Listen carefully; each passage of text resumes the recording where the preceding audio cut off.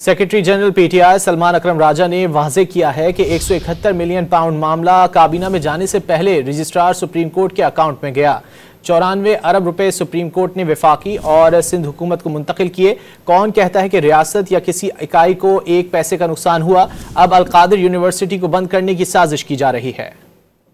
इस 3 दिसंबर की काबीना की मीटिंग से पहले 29 नवंबर को 100 मिलियन पाउंड सुप्रीम कोर्ट के अकाउंट में आ चुके थे।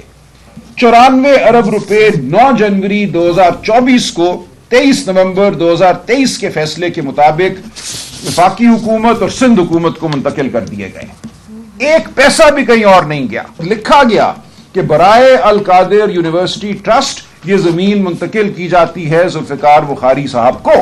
जुल्फिकार बुखारी साहब ने वो जमीन अमानतन अपने पास रखी और जब 2020 में ट्रस्ट बन गया तो उसको मुंतकिल हो गई। तो ये जमीन ट्रस्ट ही में रही। ये एक पब्लिक ट्रस्ट है। इस पे एक यूनिवर्सिटी तामीर की गई, यूनिवर्सिटी चली, आज दिन तक वो चल रही है। अब उसको बंद करने की साजिश है। तो किस तरह ये इमरान खान या बुशरा बीबी को कोई फायदा हुआ?